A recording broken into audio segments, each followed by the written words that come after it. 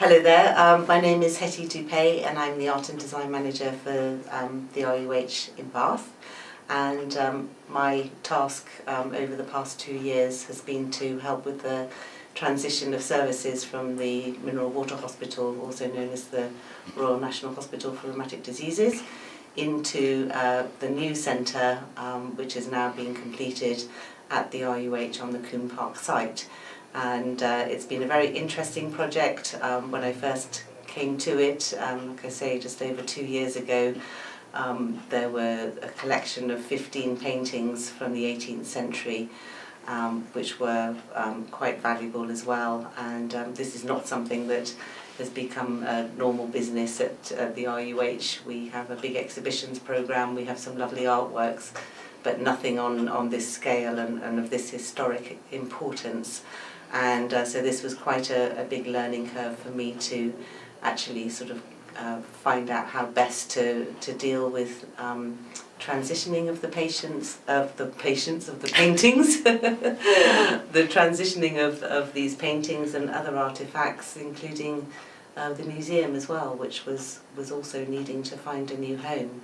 And so I started off with contacting Victoria Art Gallery and talking to John Bennington, who's the director of Victoria Art Gallery, and asking him who would be best to sort of advise on assessing the works and doing some condition reports and starting from there. So he recommended Sarah Cove, who's now based in Cornwall, and she's a specialist in 18th century oil portraiture, which fitted the bill perfectly. And she came to the Min one day, which is almost 2 years ago to the day really, and we took paintings down where we could and she assessed them from front and back, and she did some basic condition reports, and these were sort of fairly sort of scary reading really, but I guess a conservator would always look on the very sort of, the absolute, what was needed and the true state of the paintings, and they obviously hadn't been treated for a very long time. Some of them never, some of them just in patches, so the frames were not in very good condition as well. Some of the situations that they were hung in compromised the majority of the paintings really are by William Hoare, including a beautiful self-portrait of the artist himself, which is a pastel one, and that one was particularly fragile. She gave a short report on that, but she's not a pastel conservator, so we then contacted a pastel conservator about that portrait and 2 of the other portraits, and in the end, actually, we weren't able to do very much to the self-portrait of William Hoare because it was so delicate and it had been glued onto board and taken off frames, and all sorts of things had happened to it.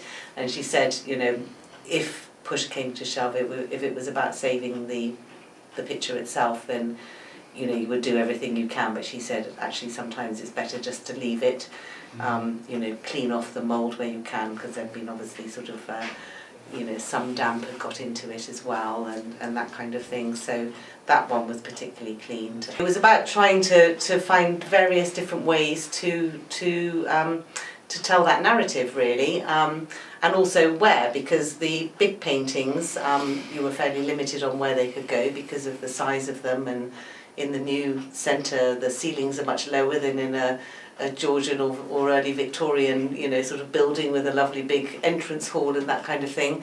So we had to think about how the public and the patients especially would, take their journey to see their clinician and what they would see on the way. So we also commissioned a designer to make two wallpapers, one for the waiting room and one for this lovely curved corridor that takes you to the clinic rooms, which was actually not part of the new build, it was part of an old build, and the only curve we sort of like say in the hospital was this one, because it's expensive to have curves apparently these days. So that was quite nice. It was something that we couldn't put rigid pictures on, but we did this wallpaper which people really love.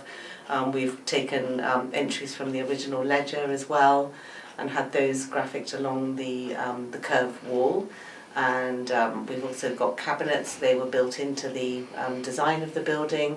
So we work with Bath Medical Museum, who we sort of loaned our artefacts, and then they've loaned some back to us, and we've got those in the cabinets.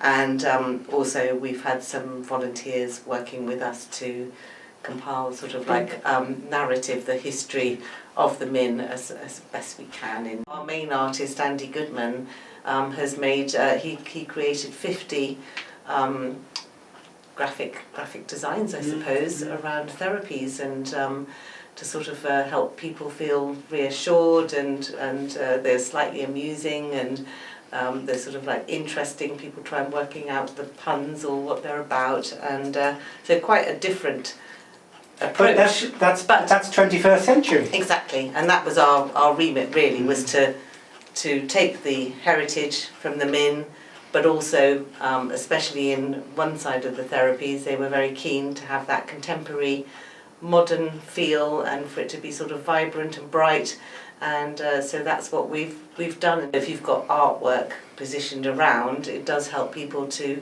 recognise where they are as well, if they're going towards the gym or the hydrotherapy pool.